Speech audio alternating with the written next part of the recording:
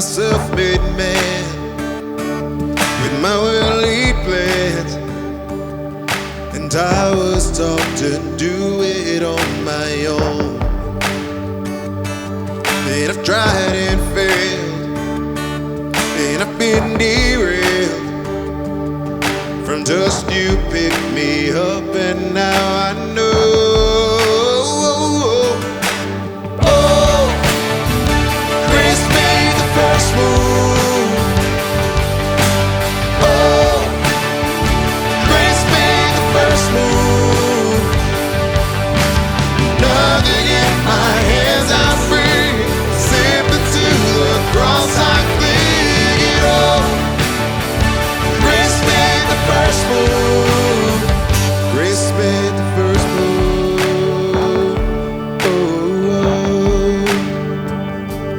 Whatever I do fail, victory is here.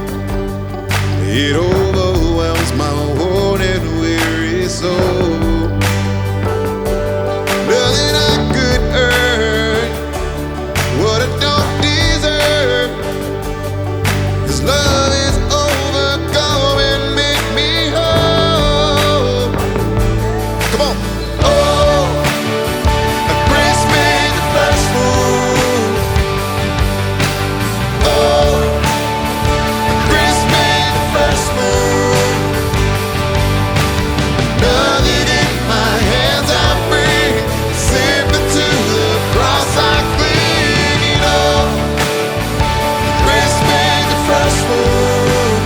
If you know it. Grace, grace, God's grace, grace that will pardon and grace within. Grace, grace, God's grace, grace that is greater than all our sins. Grace made the first move.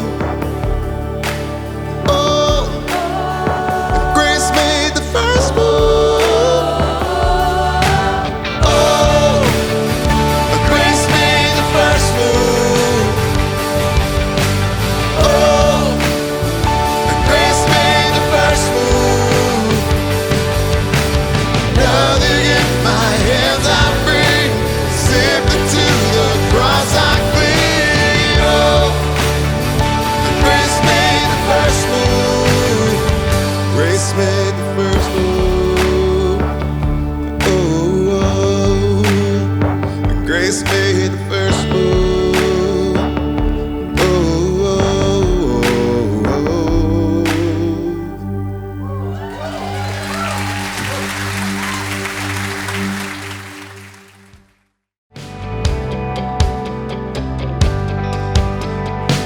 And I give you glory for all you brought me through.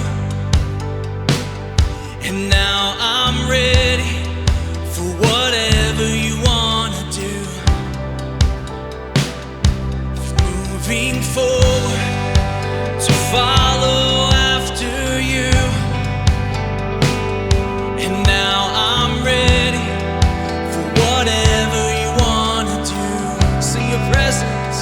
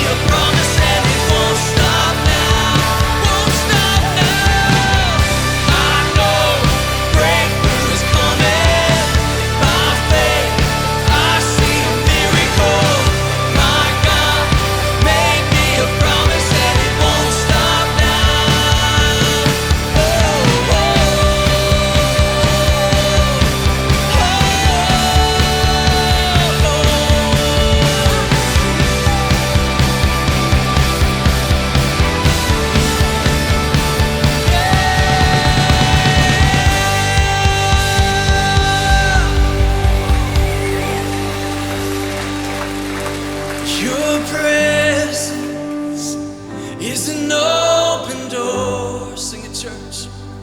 We want you, Lord, like never before. Your presence is an open door. So come now, Lord, like never before.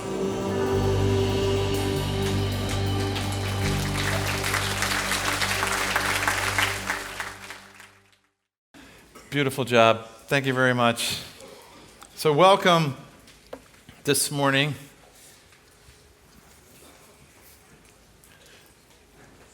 That was standing out there in the lobby, and I dropped a cup of coffee, and it shot right up my shirt.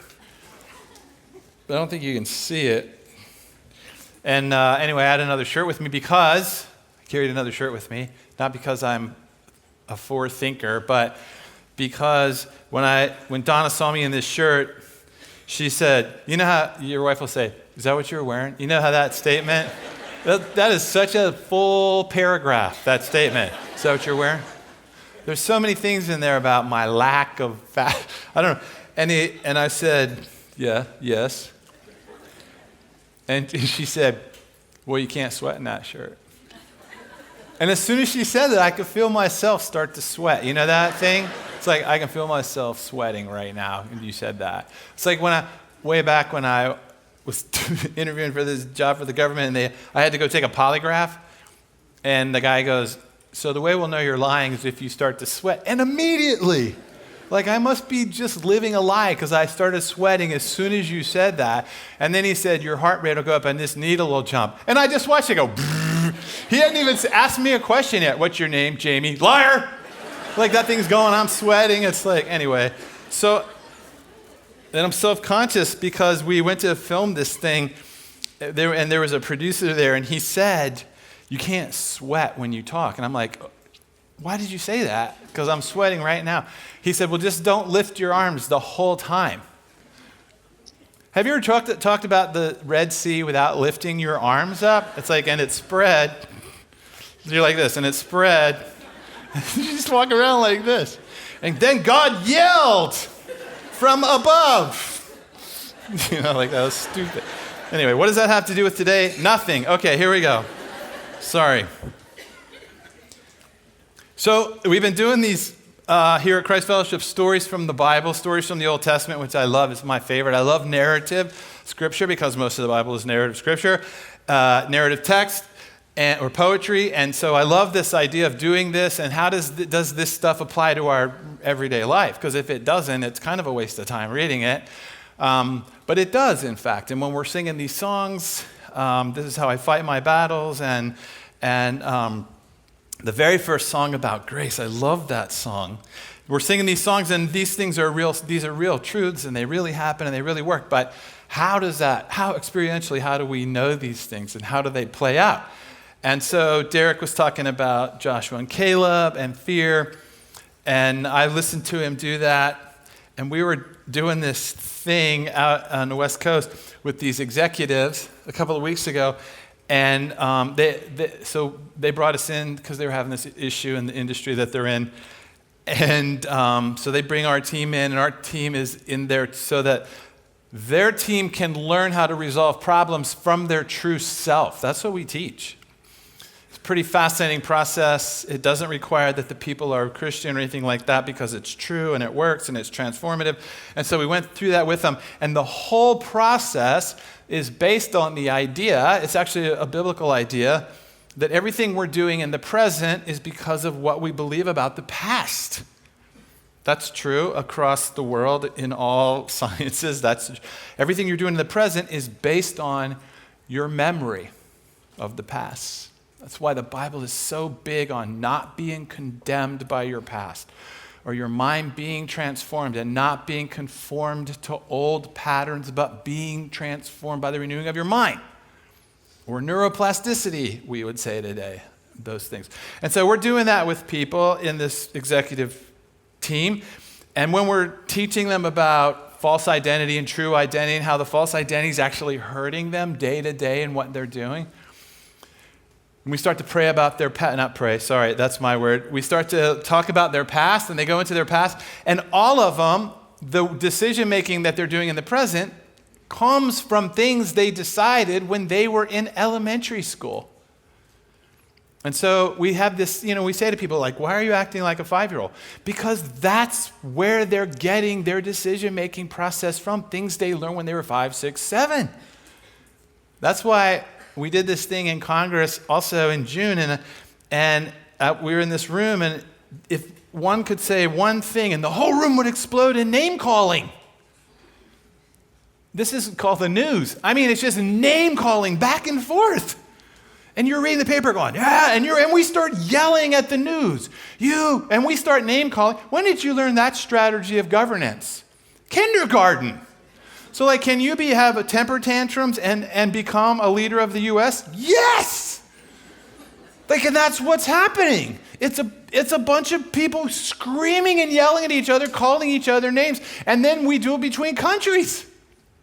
That's foreign policy. What are you going to do? I'm going to call them a name and then not talk to them anymore. Well, that's what we did on the playground. I know. Still doing it. It's called foreign policy now, though. It didn't work on the playground. I know. It doesn't work now. I know. Do you have an alternative to name calling and temper tantrums and ignoring other people that you don't like? No. And on we go. So that's what we're doing with people. Where did you learn this strategy? Yeah, and they go back into their past, and it's very beautiful. And God meets them in their past because he was there. It's a stunning thing. He was there with them. And if they were just known, is there another way to do this? He would have said there is. But even as adults, when we think, where did I learn this fear from? Where did I learn that from? God, were you with me there? Yes, but I didn't invite you there. God comes even to places he's not invited. In fact, you can tell him not to come. He still shows up. He pursues his enemies. That's what he does. And then he dies for them. There's another strategy. He doesn't call you names and get mad at you and have a temper tantrum. So you can transform those memories. Anyway, so we did that. And every person that we were with in that whole process was remembering things when they were young. Yeah, I remember when I first felt stupid. I remember when I first felt afraid. Yeah. Wasn't from today, it's from back then. We're just doing it still today. Then we flew from there to 3 days with middle schoolers.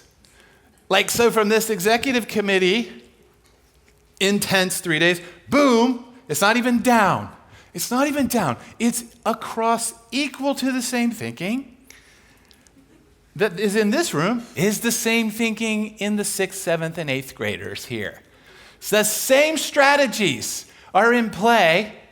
It's unbelievable. What would you? I'd call him a big fat liar and never talk to him again. That's what they're doing. That's exactly what they're doing. It's the same strategy. So the exciting thing about middle schoolers is you can get ahead of it before they're 50 doing that. For money. So now you can get down here. It's called the newspaper article. And then you can get down here with them and you can just jump right into the present tense with them. It's so amazing. And it tells you, if you're going to really pour out in a person, get them way before adult. Get them down. And so when you start looking at the scriptures in the Old Testament, a lot of the Old Testament, and even into the Gospels, is with middle schoolers. If you look at the age of these people, Mary, when she has the vision of Gabriel, 14 years old. And Daniel and Shadrach, Meshach, and Abednego, they're young. Joseph is young. And then, so when I got to the middle schoolers, it was refreshing. So I just started to tell them the story of David. That's what we did together with these middle school kids. And then we had the chance to go to Churchill Middle School here and talk about identity. And it's so good to get them at that age to help avoid all the nonsense they're going to go through trying to be a 6th grader at age 50, which is what we're doing. And then sending mentally emotional 3rd graders over to figure out how to do Middle East peace. It's not going to ever happen. What did you do? I called them a bunch of names. I have a degree, PhD from Harvard in name calling. It's called foreign diplomacy, name calling from Harvard. That's what I do. Wow, is it working? No. That's an expensive name-calling degree. Yes, that's what it is. And that's what we're doing. And it's almost comical if it wasn't so tragic that that's what we're doing. And we all just engage in it. So we're with these middle schoolers, and I start telling them the story of David. And so I've been telling the story of David, and so I'm just going to tell it here, what I told it to middle schoolers, and hope you guys will revert back to that and get it. Like that. And so when David is anointed king, so I'm telling these kids, they're like, it's multi-ethnic. It was such a diverse group of kids that we were with, both groups that we've been with. Christian, non-Christian, wealthy, poor, all different ethnicities. And some of them knew the Bible, some of them didn't know anything about it, some of them were already bored with the Bible, the whole range. And so I'm just telling them the story and saying, you can go look this up later, but I'm just going to tell it to you so we can think about this story. And so here's David, here's this kid. He's probably like second or third grade, and his dad's like, you need a job. You're second grade. What are you doing hanging around the house? Let's get a job. And so your job is shepherd. Get out there and watch the sheep. So he goes out there, 8 years old or whatever he is, to start watching sheep. That's his job. Go out there and watch the sheep. Don't let anything happen to the sheep. So he's out there watching sheep, doing that. And then he's out there and he realizes, well, sheep are stupid. But sheep can recognize my voice if I have a certain sound and I make a certain sound. They listen and they follow. And he's learning all these principles about sheep. He starts writing stupid poetry about sheep. He's just a kid. He doesn't know. I'm going to write poems about sheep. And he starts writing this really bad, second grade poetry about sheep. Sheep are white, and that's about the extent of it. And then he sees an animal coming to get the sheep. He's like, I got to learn how to protect these things. So he starts, I'll learn how to throw rocks with a slingshot. So this kid is out there wasting his time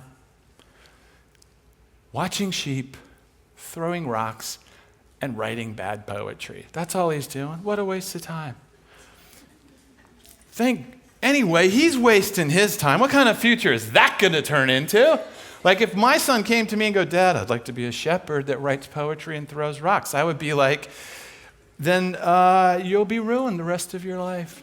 Get an engineering degree, get a medical degree, get something we can be proud of. We don't care about you. We need to be proud of it. No, Dad, I think I got a big thing going with this poetry. I'm thinking I call it the Psalms. That ain't going to sell. That stuff ain't going to sell. No one's going to read that stuff. I'm going to send you a class on how to steward your time. So he's out there. Like that's what he's doing. Anyway, removed from that waste of time is Israel and all that's going on. We don't care about that little middle schooler. Forget him. This is going on. Saul's ruining everything. Samuel can hear from God. Samuel's in a crisis. They reject me. Oh, they don't reject, and all that. And then God's like, I have another king, a better king. House of Jesse. Get out there, find him. He's a son of Jesse. Get out there. Jesse, you have a king among your kids. He's like, I knew it. Bring him in. It's my oldest one. Man, that kid could say the alphabet in first grade, this kid. He was in the Bluebird reading group in kindergarten. I knew he was going to make it. Bring him in. Nah, that's not him. What? Who's the next one? Well, he wasn't that good. He was okay. He's a community college kid. I don't know he's going to amount to anything. No, it's not him. And they go through all of them. Do you have any other sons? Nope. No, I don't have any. Oh, wait. Oh, yeah. If you have a lot of kids, you know this. Did we leave anyone? No. Oh, we did leave, that thing. And so, no, I have one more. Bring him in. Well, I'm just warning you. He watches sheep, he throws rocks, and please don't ask him to read a poem to you, because they are awful. They're awful. All right, bring him in. And Samuel looks at him. He's the one. That's the one. Jesse's like so concerned. Him? Because that's going to be his king. That kid? I don't even respect him. He's my own kid. Now he's going to be a king? What's he going to do? Watch sheep write poems and throw rocks at people? Is that going to be his kingship? And Saul's like, Samuel's like, What has God been doing with this kid all this time? Building identity into him. But nobody else was there. He doesn't need anybody else there. He's doing it. This unimportant middle schooler. Who cares? God cares, and he's with them. This is what I'm telling the middle schoolers. What are you guys doing in your spare time? And they're like, we don't know. Like, God's there. He's building you into something. My mom says he's not.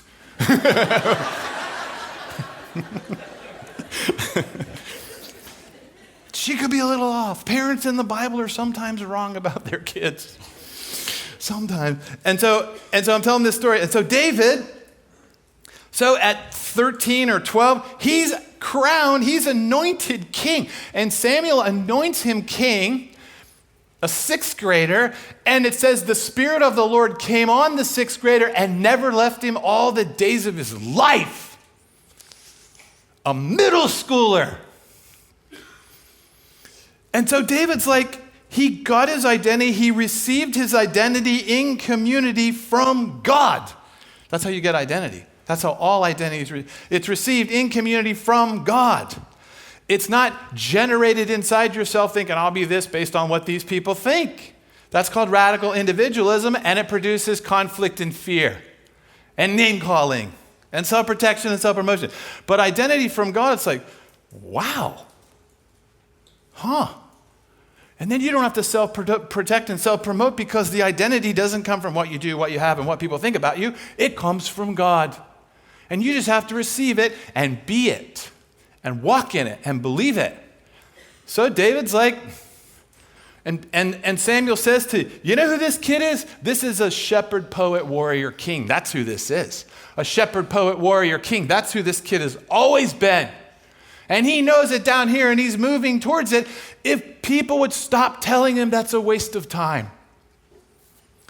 Your identity should look like this. You should look like this. And the world crushes our identities. And so he's walking in that. He's growing up in that. Saul sees him. Saul says, boy, this person's a person of music. They're a person of war. They're well spoken of. They're attractive. I want him in my eye. He hires them. David goes to his summer job, works for Saul. Saul then gets threatened by him. He's like, oh, he really is good at all this stuff. Get him out because we're competitive. Can't have that guy in the office. He'll be better than me in the scarcity model of life. I got to protect myself. Get rid of him. He leaves. 17, he's a junior in high school, taking food to his brothers. The country's at war. He's taking food to his brothers. The little shepherd, poet, warrior, king bringing food. And he brings it to his brothers. And the shepherd, poet, warrior, king looks at, because you can't see a scenario except through your true self. The false self will just withdraw in fear. The true self will always see the thing as their true identity. It's engaging to him. They're like, he's looking at it. Wow, Israel's in trouble, shepherd. Israel's in trouble. What can I do about it? We need to fight that guy, warrior. Because these are my people, king, and I bet I can write an awesome poem about it later. I've written 23 so far.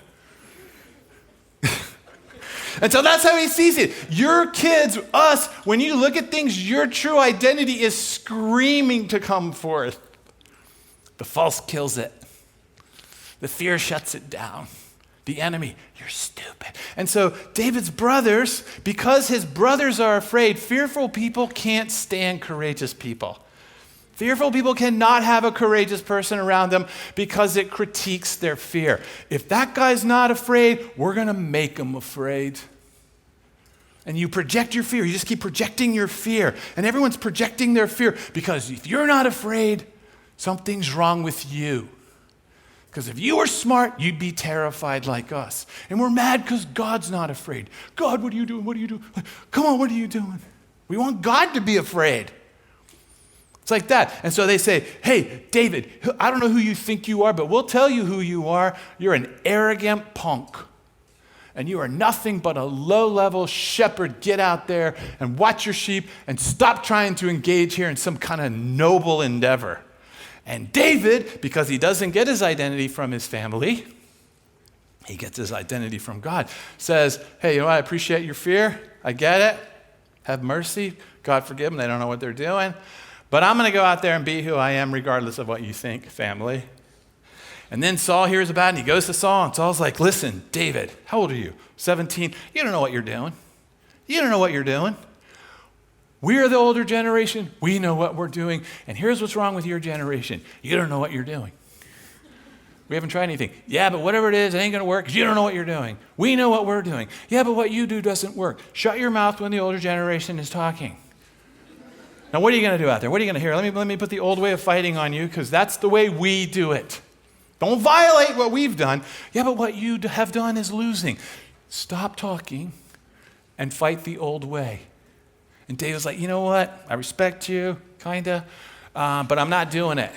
I have to fight in my own identity because this is a new day and that's a new problem and you guys don't know how to do it, but we do. Will you give me permission to go out and fight in a new way? Don't be conformed any longer to the patterns of the world. Be transformed by the renewing of your mind. Stop conforming. It didn't work last year. It's not going to work this year. Let's think of another way. Oh my gosh, there's other ways. Yes.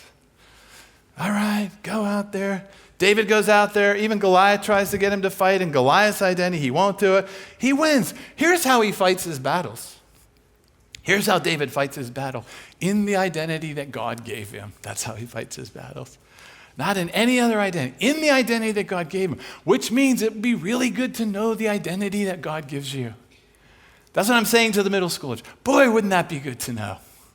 So that when you're in school, your identity's coming forward.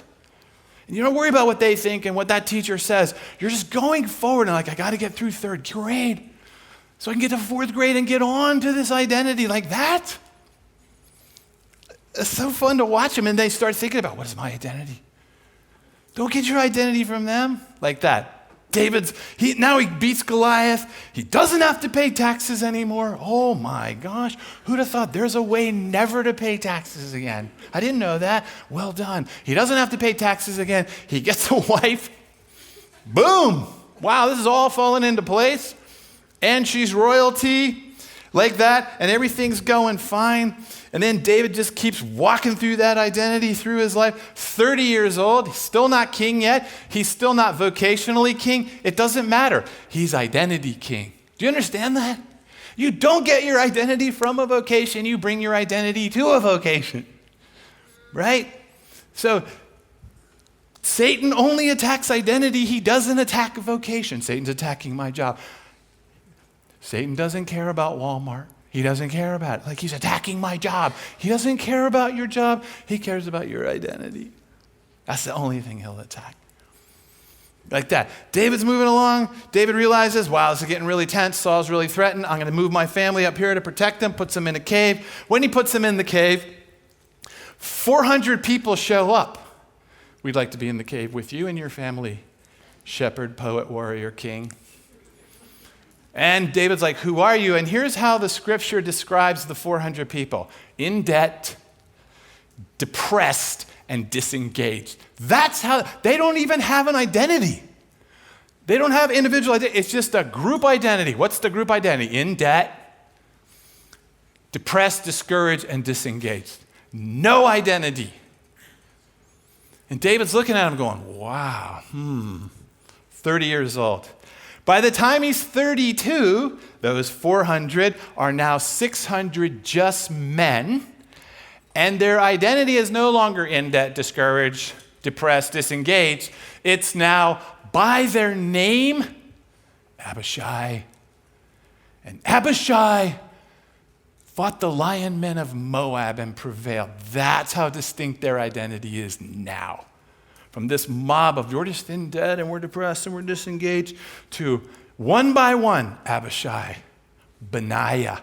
Their identity starts to come forth. Where are they learning that from? From David.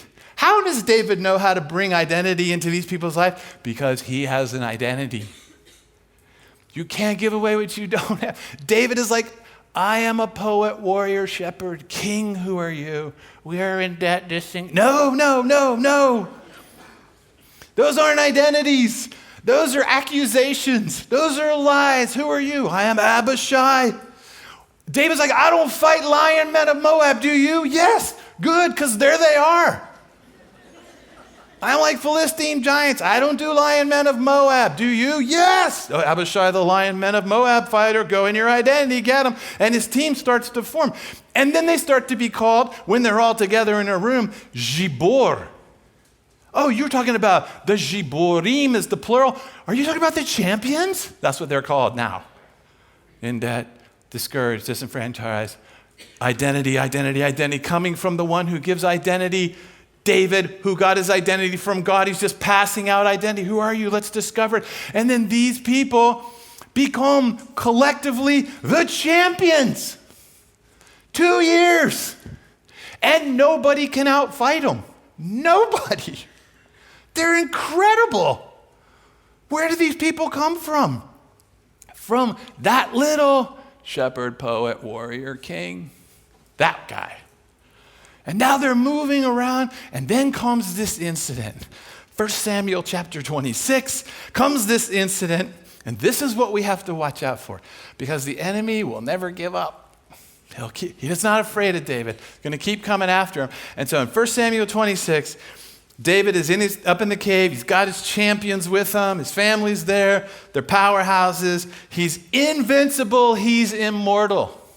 And he's looking down, and Saul brings 3,000 men and surrounds his 600. Doesn't matter to David. He's not laying in bed going, oh my gosh, they have 3,000 guys. We have 600. God, where have you gone? He doesn't do that. He thinks he's going to win. Why? Because he's the shepherd, poet, warrior, king. And God is with him, and God gives him identity. If he's going to die, it's because God's bringing him home, and okay. But he's not afraid. And so then he says, I think I'm going to go take a walk among those guys down there, the enemy. It's like saying, I'm going to go take a walk among ISIS, just see what's going on. Like, can you imagine? They want you dead. Yeah, but God doesn't want me dead, so sorry. That's how he thinks. But so do his men. Anyone want to go walk around the enemy? Abishai, I will. Okay, let's go down through the ranks of the bad people, the bad guys. He's in a neighborhood you're not supposed to go in. Don't go in that neighborhood. God can't go there. He's in our neighborhood. He didn't go in that neighborhood. You go in there, God's like, come back. What are you doing? David's walking around in there. They walk right up to Saul, right past Joab, his super Navy SEAL protection team. David's like, I have a bunch of criminals that are better than these guys. So he walks through all them. He looks at Saul, and Abishai, Abishai's, you know what we could do? Just a thought. I'm not sure this is from the Lord, just an idea. I've killed lion men of Moab. Yeah, David's like, I know, I've heard, I say it about you. Well, I can also kill that dude right there. And he says it, he brags, I won't even have to hit him twice. One hit, boom, you'll be king forever. Let me do it. But see, David doesn't have to self-protect and self-promote. He's not in competition with anyone at the office because he's just being who God made him to be. Shepherd, poet, warrior, king. He's like, I don't need you to do it. I don't need you to do it. I don't need your help, actually. Because God will do it when he wants to do it. I just felt like walking around in here. Take a little piece of his clothing. Let's use it, I guess, because he's human. And they go up there. And David's like, yells down, hey, Saul, guess where we were last night? Guess what Joab, your superstar guard, missed? Don't you feel like David's getting a little off track there? And God's like, stay on the speech, get off on the, don't make fun of Joab. Stay on focus. Okay, yeah, right. Why are you chasing me, a little flea in the desert? I don't want to fight with you, Saul. I'm not against you. I will wait. God will do what he does. Why are you chasing me? I could have killed you. I didn't. Doesn't that make sense to you? And Saul says, oh, David, my son, truly today you have proven that my life is valuable in your eyes. Can you imagine? Think of an enemy people group to the United States that wakes up one morning and goes, you know what? We've been thinking about what we hear the Christians in the U.S. say, and we realize now that our lives are super valuable to them. Don't you wish they would say that about us? Instead of I'm pretty sure they want us all dead. Don't you wish they would say that? Man, I didn't realize that we're super valuable to those believers in Jesus. And Saul's so moved by that, he leaves. Here's a foreign policy strategy. How about the person you're negotiating is convinced that they're valuable to you? That's not one we're trying.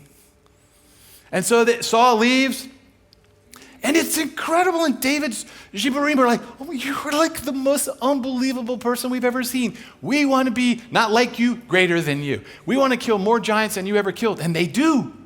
We want to fight more battles than you've ever fought, and they do. They're better than David, because that's what a good leader does. He's not in a competition with, and it's all beautiful. And then David, that's on a Tuesday. We're the best, we're invincible, we're immortal. And then Wednesday afternoon, 1 Samuel chapter 20, David does this. And it's his great mistake. Here's what he does. He doesn't go anywhere.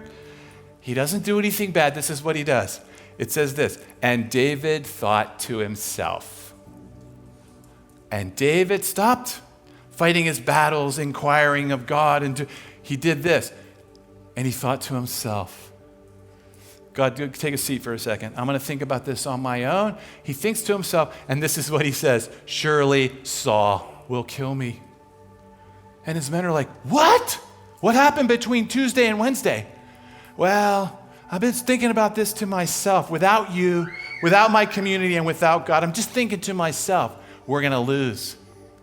And his champions are standing there with him going, why are you saying that? I'm just thinking to myself, I've become my own reference point, and now the more I think about it, the more I think I'm pretty much a loser, shepherd, all that stuff. I think we need to run away. And he takes his champions, and they go with him, and the champions go with the warrior, poet, shepherd, king, and they turn into thieves, murderers, lying terrorists. Why? Because David thought to himself. How do you think about things? Do you think about, I'm going to go ask Jamie. That's me talking. God, I'm going to go ask myself this question and see what me and Jamie can come up with. And God's like, good luck. That's what we're doing. We're laying in bed at night. Well, I guess I'll just talk to myself about this again. We're never going to get out of this, are we? No. You're a terrible husband, aren't you? Yes. Like, that's what we're doing. You're just talking to yourself. That's what David does. And he leads his men into disaster. He leads them right out of their true identities into false. And they become this marauding band of murderers. And then one day they come back to their village and they realize that everything they have is gone. Their wives are gone. Their children are gone. It's all gone. All from one thought. And David thought to himself that. And David sees what's become of his men and him. And he falls down on his knees, down into the ashes. He falls down into the ashes and he's like crushed by it. And it's like he's got to tell the truth. Now, this doesn't work. This is not working. This is called confession. And as he weeps, it says he weeps until he cannot stand. And he's down there. And his men, his champions, pick up rocks to kill him. Like, what happened? We were here. What happened? And David thought to himself, that's what happened. But down there on his knees in the ashes, it says, and David encouraged himself in the Lord. And David inquired of the Lord. Everything changes again. One day, everything. How? And David inquired of the Lord. And the champions come back. And David becomes the warrior, shepherd, poet, king again. And in their true identities, they go back to become king that they've always been. That's how you fight your battles. That's how you come up out of the ashes.